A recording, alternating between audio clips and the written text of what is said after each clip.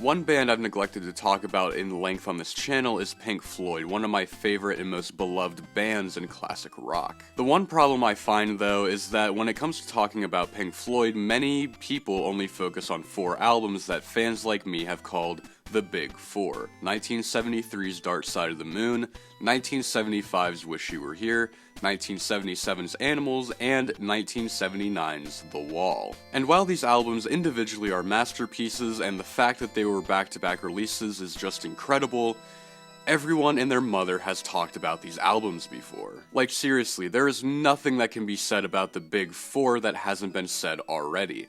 The vocal performance in Great Gig in the Sky is incredible. Shine On You Crazy Diamond is up there in the echelon of probably one of the greatest pieces of music ever composed. The lyrical content on the entirety of the Animals record is always something to chew on, and The Wall might be the most iconic concept album ever created. Point being, I'm not talking about these albums any further, so I want to move on to another era of Pink Floyd. When we move ahead to the later era of Pink Floyd, well, let me summarize. Roger Waters' solo album, David Gilmour solo album, David Gilmour solo album, but better.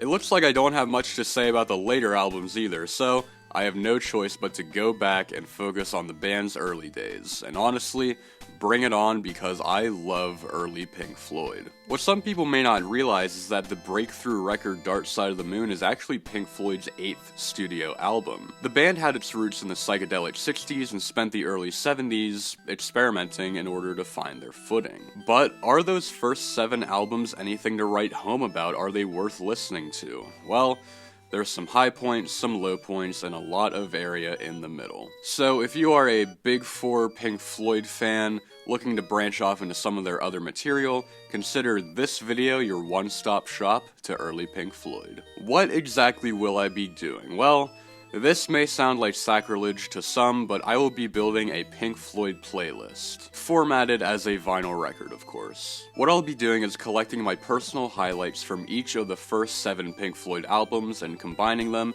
into one cohesive 3 LP playlist. But there are some ground rules I want to cover right off the bat. Number 1, I need to select at least one song from each of the first 7 studio albums. Number 2, limit is 25 minutes per side of the record, so since we'll be dealing with a 3 LP collection, that equals out to 6 sides total. Number 3, no live tracks. We are sticking to strict studio recordings. If you guys want early live Pink Floyd, look no further than Live at Pompeii. It is quite possibly my favorite concert, film, recording, whatever. It's amazing, go listen to it. And number 4, we will be formatting this in rough chronological order. You won't find a 1967 song back-to-back with a 1971 song.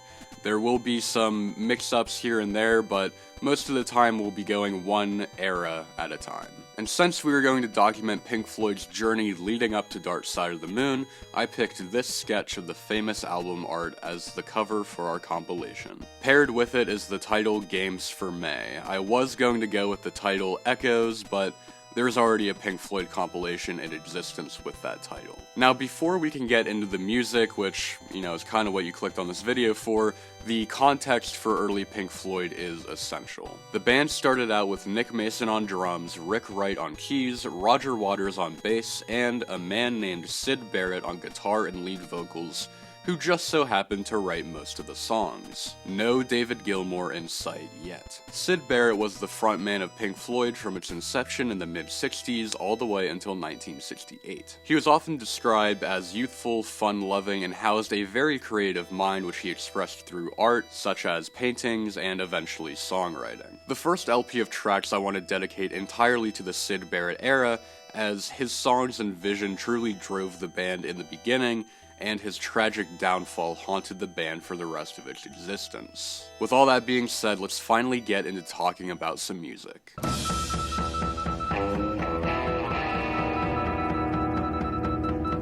To open our compilation, I had many options, but ultimately I fell on the first track from their 1967 debut, The Piper at the Gates of Dawn, Astronomy, Domine. Or is it Domine? I don't know. It seems like no one can make up their mind. This is where we get our first glimpse into Syd Barrett's songwriting and how Pink Floyd first sounded.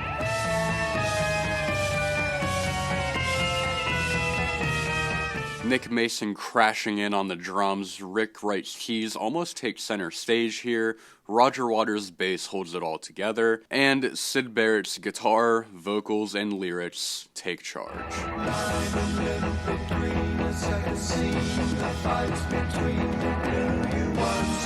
One thing you guys will learn quick about Syd Barrett is that his lyrics a lot of the time don't really hold a lot of deep meaning. It's more so what rolls off the tongue the best. It might sound strange because the big four Pink Floyd albums were mainly written by Roger Waters, and his lyrics, as we all know, are very deep and filled with thought. And then in comparison, we have Syd Barrett. Floating down, the sound resounds around the icy waters underground. The lyrical content of the music ties in with the sound of the song itself. It is straight space rock and it is unbelievably great.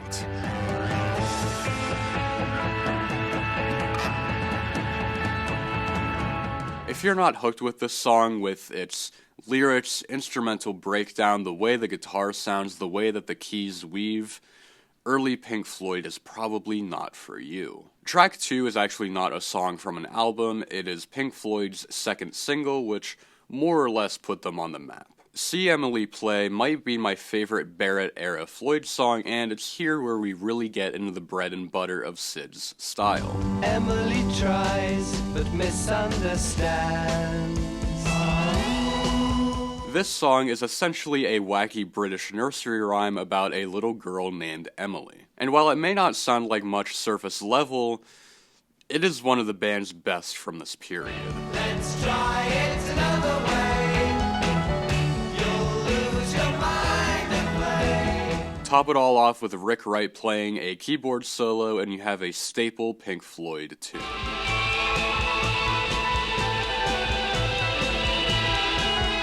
Also, it's where we get the title of our compilation from.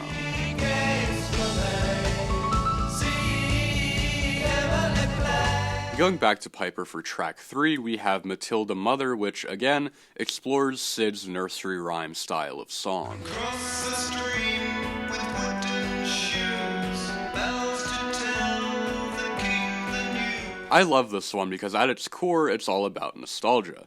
Thinking back to simpler times as a kid, your parents setting you down for a bedtime story, telling you tales of brave knights, big kingdoms, all for you to just ask, Mother, can you tell me more? Tell me more.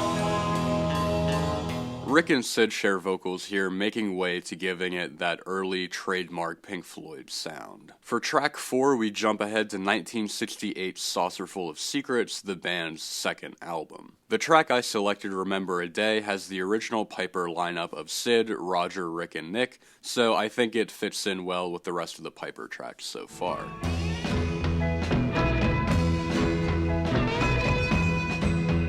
Remember a Day was written by Rick Wright, and it seems to emulate Syd's style, continuing themes from Matilda Mother about nostalgia.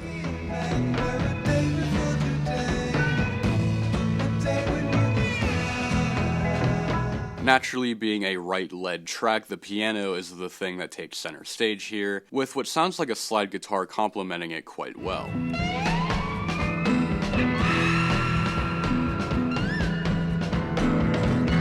One thing to note about this song is that the mix on it is absolutely horrible. Like, it is in desperate need of a remix, so just keep that in mind whenever you start listening to it. To close out side 1, we get really the centerpiece of the Piper at the Gates of Dawn album, the 9-minute instrumental Interstellar Overdrive. And if that opening riff doesn't hook you in right away, then this song is probably not for you.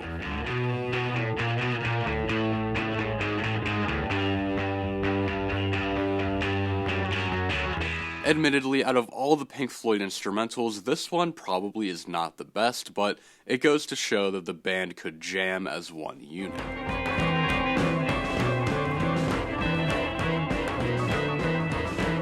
This is an instance where a live version would probably be a better listening experience, but again, we were sticking to the strict studio tracks.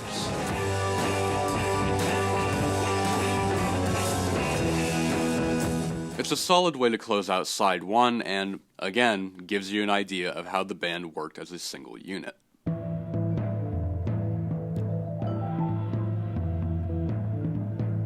Beginning side 2, I'm pulling from A Saucerful of Secrets, the first Pink Floyd album to feature David Gilmour. And it's actually the only Pink Floyd album to feature both David Gilmour and Syd Barrett. Although they both played throughout the record, there was only one track that they played simultaneously on, my side 2 opener, Set the Controls for the Heart of the Sun. The fact that this is the only Pink Floyd song to feature both Barrett and Gilmour on guitar is enough to warrant a spot in this compilation for me, but this Roger Waters written tune has a very atmospheric tone to it.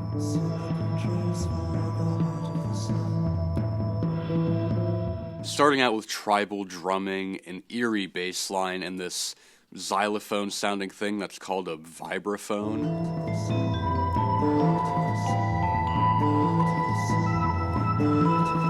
Probably the best song off of Saucerful of Secrets, even though you can't really differentiate the two guitars that are being played here. Which is a little disappointing because it'd be so cool to hear the iconic bluesy Gilmour clash with the bizarre sound of Syd Barrett, but at the end of the day, the guitars are not what makes this song sound so great. We yet again hop back over to Piper with Syd Barrett's Lucifer Sam. Coming off of Set the Controls with this youthful song about a cat might seem a bit abrupt, but I'm not done lifting tracks from Piper yet. Lucifer Sam, a young cat, always sitting by your side. The song itself has a pretty killer riff and a great accompanying bass from Waters. Probably the best song I've ever heard about a cat.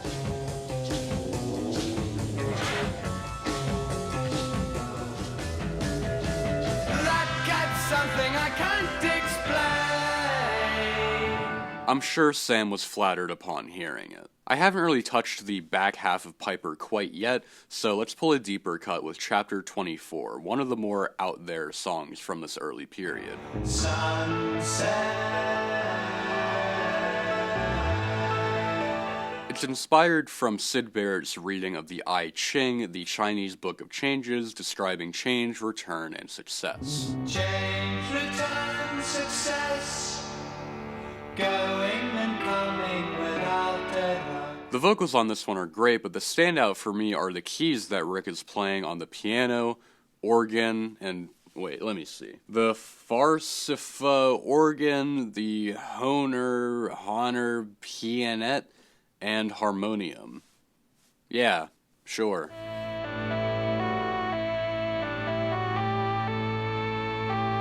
The last song from Piper, simply titled Bike, does deserve its spot in the playlist. Not only is it iconic, but it is filled with Syd's strange British fantasy lyrics. I've got a bike, you can ride it if you like. It has a basket, a bell that rings, and things to make it look good. Here's a clan of gingerbread men that I made. Here's a mouse that I called Gerald. Basically, at the end of the day, all I'm saying is that I think you're the girl for me. Like, what? I know a mouse and he hasn't got a house. I don't know why I call him Gerald. But that's not even the most puzzling part of the song. Syd takes us into a room of musical tunes, and the entire second half of the song is just this crazy, confusing mess of sound.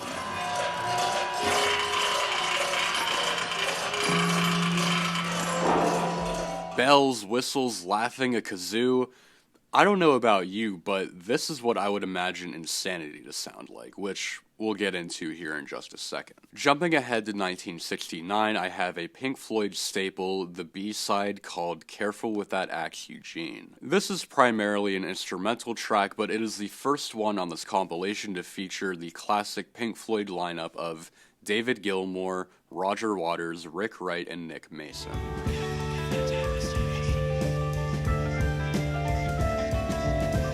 And although Bike is a 1967 jaunty Syd tune, and this is an atmospheric 1969 jammy instrumental, the musical tunes section of Bike I think makes for a good segue here.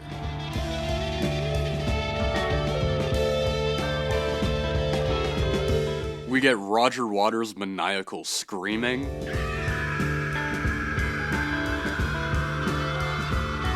And what's that?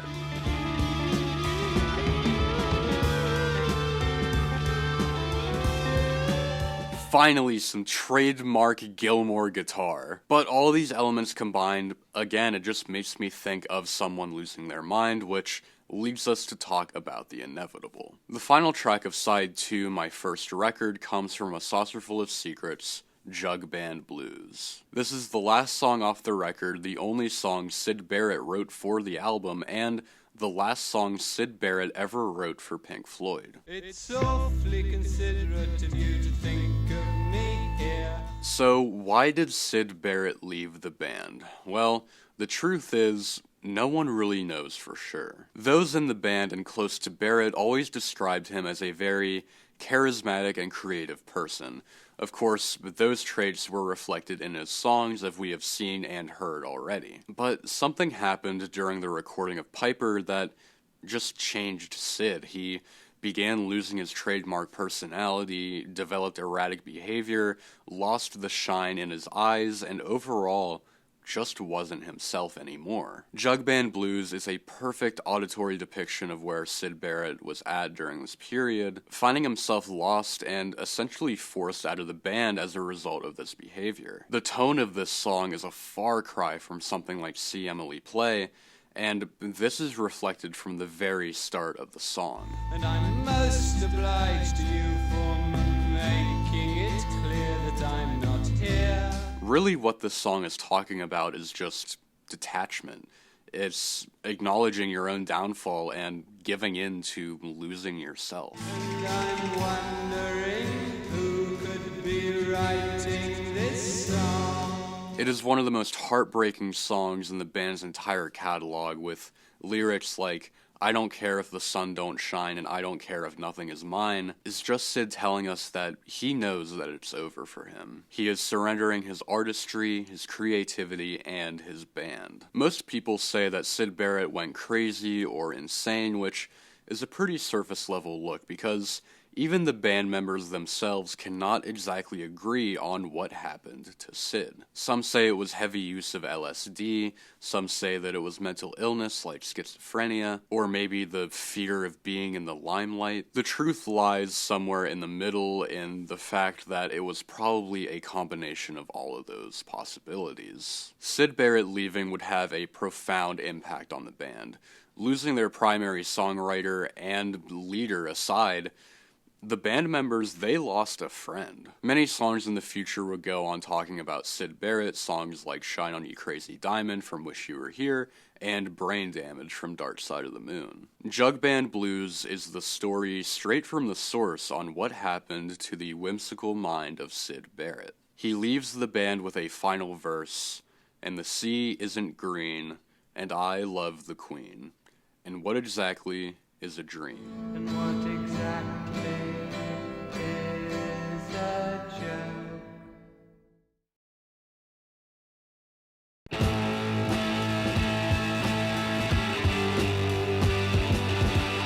We are past the Syd Barrett era of Pink Floyd, and as you can imagine, these next few albums are, would it be too harsh to say directionless? Now, can Roger Waters, Rick Wright, and David Gilmour write songs? Yes, of course. But losing your chief songwriter is oftentimes the thing that can cripple a band. They can bounce back, of course, but Pink Floyd's next couple of efforts are interesting to say the least. Let's go ahead and pick through the diamonds in the rough. Pink Floyd's third studio album is a soundtrack to a film called More. The songs themselves, from my understanding, don't have much to do with the movie itself, and because it's a soundtrack, a lot of the songs on this album are instrumentals that aren't really anything to write home about. But I've picked out 3 songs for this compilation. The side 3 opener comes in guns blazing. I was standing by the Nile. That's right, this is the Nile song by Pink Floyd. I love it when these typically non-heavy bands get a little dirtier with their music.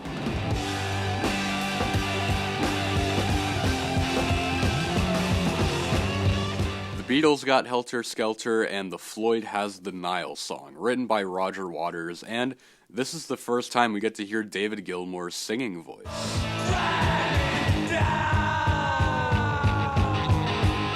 And while Gilmour's bluesier rock guitar style was foreshadowed in Careful with That Axe, it takes the wheel in this banger of a song.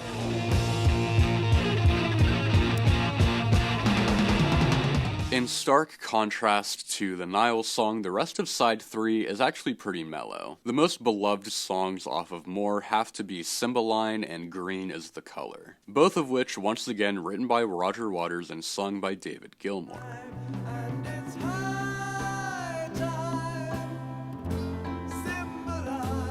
Both of these songs have the same vibe and distinguish themselves from the Sid era. Lyrically, Waters and Wright have followed Sid's footsteps in a lot of cases. But here, we get some different lyrics starting to step away from British nursery rhymes and colorful characters.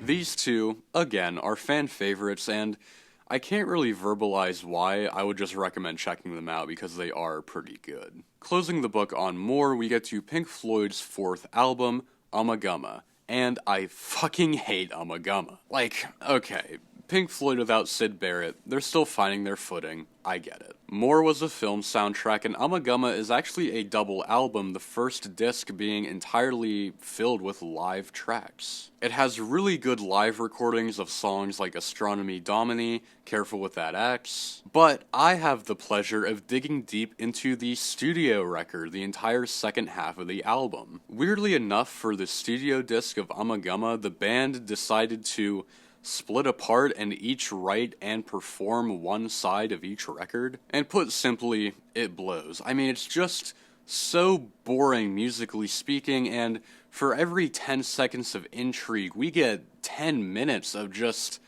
I don't even know what the hell is happening.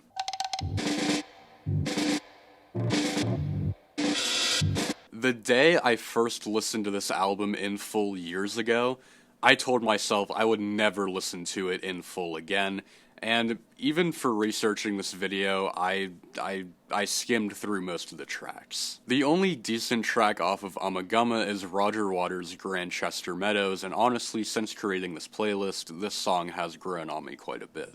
I see wind of night begun, this is not your domain.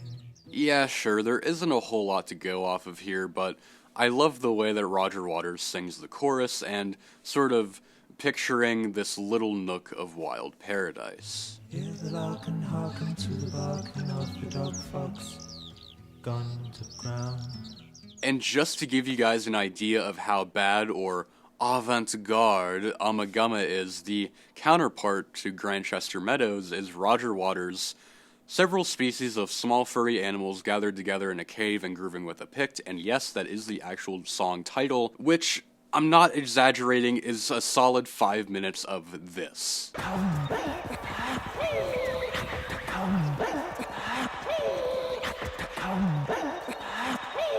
Avoid Ummagumma at all costs. Alright, now let's get back into some good stuff. The 70s give us Adam Hartmother and that amazing album cover. Like, I'm not kidding when I say this is one of my favorite album covers of all time. I'd hang this shit on my wall. Adam Hartmother is made up of 5 songs, one of which takes up the entirety of the A-side. It's an instrumental track which I love, but unfortunately, it's not good enough to warrant a spot on the playlist, but it is worth mentioning here because I do think it is really good. For a 23-minute instrumental anyway. If you guys have time, go listen to it. It's pretty solid. Adam Hartmother's B-side is a little easier to digest. David Gilmour gets his first sole songwriting credit on this compilation with the song Fat Old Son. This might be my favorite early Pink Floyd song, easily my favorite in this post-Sid pre-Meddle era. When that fat old sun in the sky is full. Gilmour spends half of the song softly singing a slow lullaby type number with an acoustic guitar. Sing to me, sing to me. The lyrics almost seem to have that Sid residue in them, nostalgia baked into what could be a typical love song. Like, I love this shit.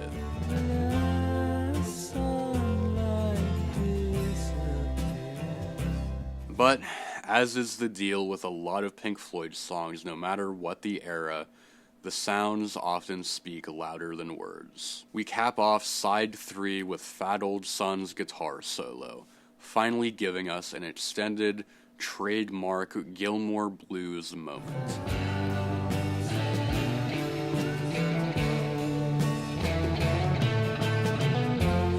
This song just has something so magical in it, something so beautiful, and, in my book, is a must listen.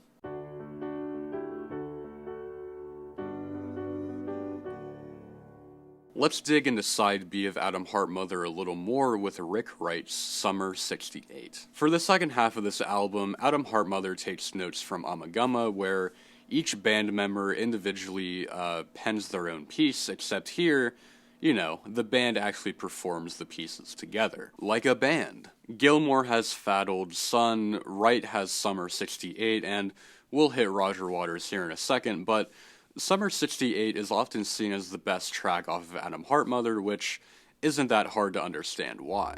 We say goodbye before we said hello. Since this is written by Rick Wright, the piano here is really what gets the song going at first, but then we get into the funky shit with crazy transitions with sudden orchestra.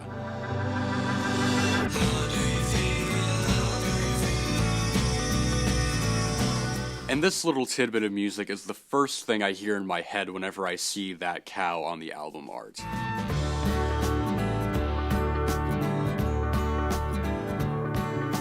The song itself chronicles Rick Wright's experience with one-night stands with groupies while on tour. From your bed I gained a day and lost a bloody year.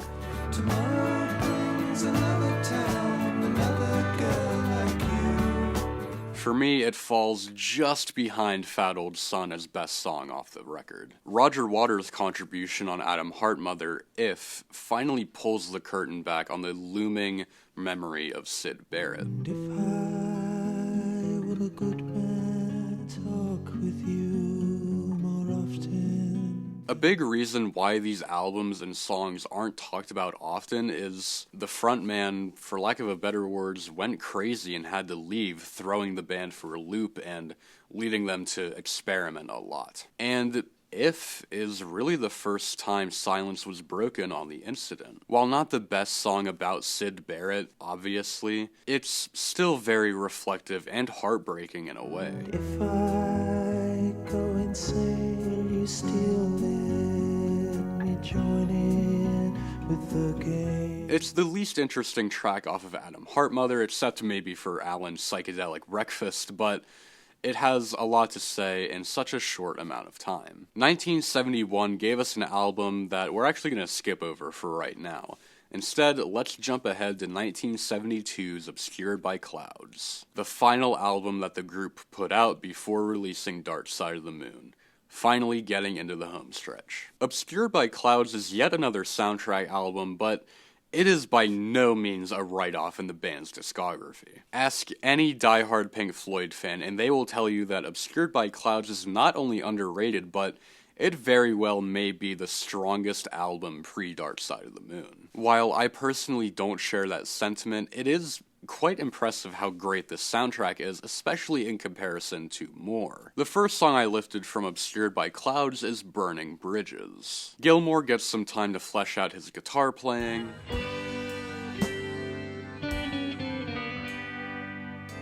and he and Rick Wright share vocals here. Magic vision stirring, kindled by and burning flames. Not much else to really say about it other than it's just a solid song. The next song I included is the fan favorite What's the Deal, written by Waters and sung by Gilmore. Flash the red is what's the deal? This is a good foreshadowing of where the lyrical content would eventually go with their magnum opus Dark Side of the Moon, namely with the song Time. Lyrics talking about perspectives changing and just in general growing older. There's a chill wind flowing in my soul, and I think I'm growing old. Not nearly as morbid or rocking as Time, as the song is an acoustic, lullaby-ish type number, but it's very easy to tell why this is such a fan favorite.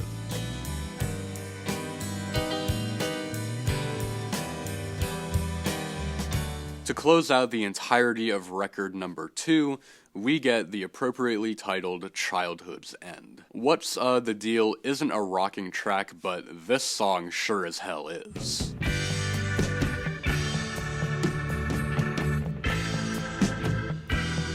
Not nearly as heavy as the Nile song, but this song, written entirely by David Gilmour, by the way, is a really good showcase of how electric he can sound on that guitar.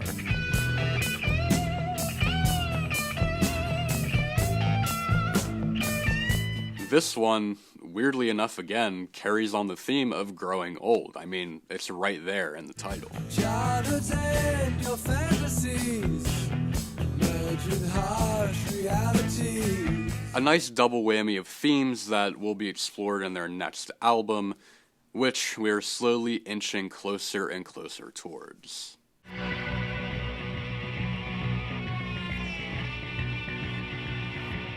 But before we can get to the album after Obscured by Clouds, we need to hop back to the album before it, 1971's Meddle. I didn't want to place any songs from Meddle before my inclusion of the opening track, and naturally I needed to put it at the start of the third and final record, the sinister One of These Days. That wind and bass leads us in.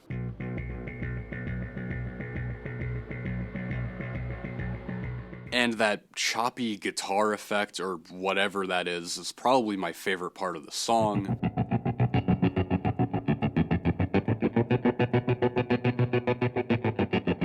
Then we get that build up to the climax.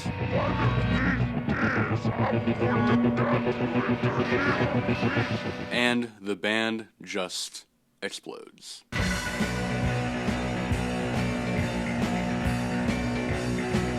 Out of all the instrumental tracks on this compilation, this one is easily the best.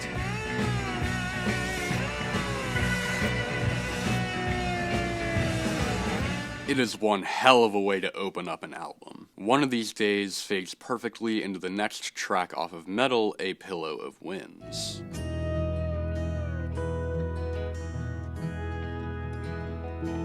It's a similar 1-2 punch that opens up the Beatles' White Album. Back in the USSR and One of These Days, they're the rockers that open it up. Dear Prudence and A Pillow of Winds, they're the calmers that lead us into the rest of the album. Sleepy time when I lie with my love by my side. David Gilmour again just delivers this divine vocal performance that I don't even know how to describe it. Like, can you imagine laying in a hammock in the middle of the woods on a summer night? That's pretty much what this song sounds like. The dream is gone. Although the lyrics, again, talk about death. I mean, Jesus, what the hell happened? And the candle dies. Let's go ahead and jump ahead again to Obscured by Clouds and talk about my last 2 tracks that I lifted from the album. The first is probably my favorite from the soundtrack, The Gold It's In The. And no, I didn't trail off, that's just the name of the song. Come on, my friends, let's make for the hills. They say there's gold, but I'm looking for thrills. If you're wondering what a Pink Floyd road trip song sounds like, here it is. Got me in on the journey, don't expect me to stay. It's a little treat for those of us that go and venture off into deep cut territory.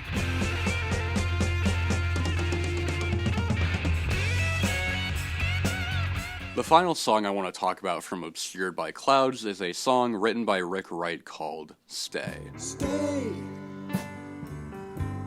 and help me to end the day. If I had a nickel for the amount of times that Rick Wright wrote a song about one-night stands, I'd have 10 cents, which is not a lot, but it's kind of strange that it happened twice. Rack my brain and try to remember. Now, technically, it's a Wright and Waters composition, but this one just has Rick written all over it, for me anyway. My favorite part of the song, and honestly what lands it its spot in this compilation, is that chorus. It gets stuck in my head all of the time. Morning dew, newborn day. And that guitar-piano interlude is nice too.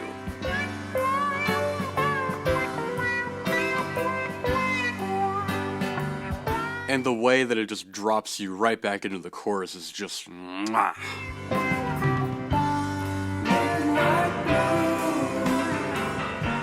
In other words, the whole fucking song is amazing. Closing out side 5, we revisit Meddle for the song Fearless. This might be my favorite from side A of the album, and it has this riff that repeats a lot throughout the song, but it never gets old.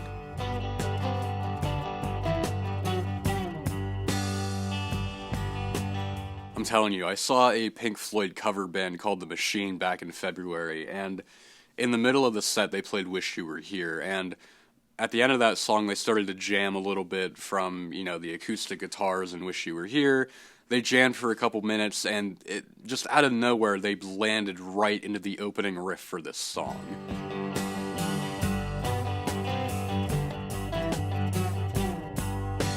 It was amazing. It was definitely the highlight of the show for me. Fearless is a great song about facing your fears and overcoming what may seem impossible.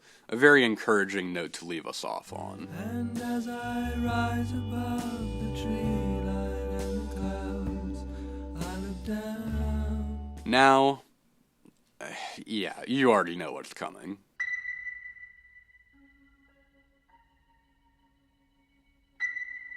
Yeah, surprise, surprise. Side B of Meddle is composed of one track simply titled Echoes. And this is really the only possible way to close out this compilation. The echo of a distant time comes willowing across the sand. When people think of pre-Darkside Pink Floyd, this is undoubtedly what they think of. I personally like to call this song Darkside Jr., a 23-minute window into what the band was really capable of.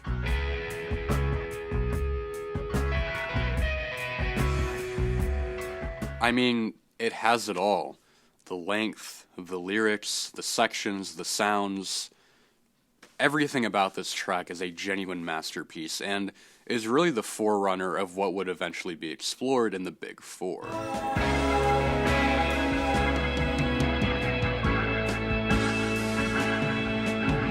I mean, this is why the album Meddle itself has been inserted into what many Pink Floyd fans call the Big Five. Sure, One of These Days and Fearless, they're great songs, but it's Echoes that really sets this record apart from Piper, Adam Heartmother, Obscured by Clouds. If you're apprehensive of this song in particular, I implore you, just set some time out of your day and listen to it. When I say that it is worth every second, I genuinely mean it. Me explaining everything about this song and what it contains, it would just be a waste of time, honestly. The music here speaks for itself, which is ironic because I don't even think I'm gonna have enough time to insert clips from the song. Just take my word for it when I say that it is probably the best song out of this entire playlist that I created. And not only that, but many others have made extensive video essays talking about this song and what all it has to offer. One of my personal favorite depictions of this song is diving deep into ocean waters, traveling through Earth's core, and re-emerging on the other side. Trust me, it'll make sense whenever you listen to it.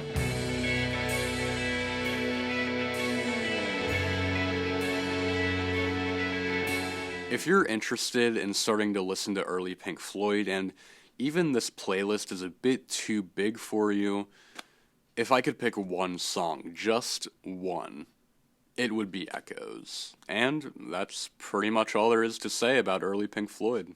Well, that's it. I realized that a 2.5-hour compilation album is pretty hefty, but when you're juggling longer songs like Echoes and multiple songs spanning many different genres, I wanted to make sure I fit everything in.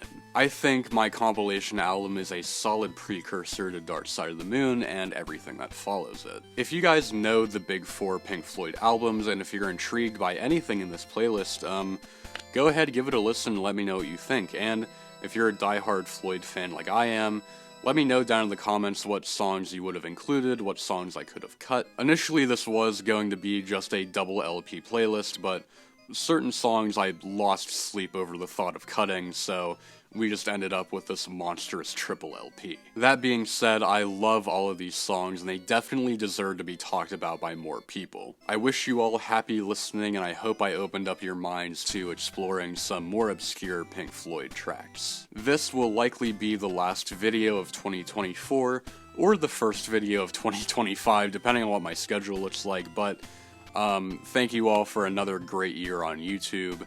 Let's see what the new year brings us, and with that, happy holidays, happy new year, peace out, and live long and prosper.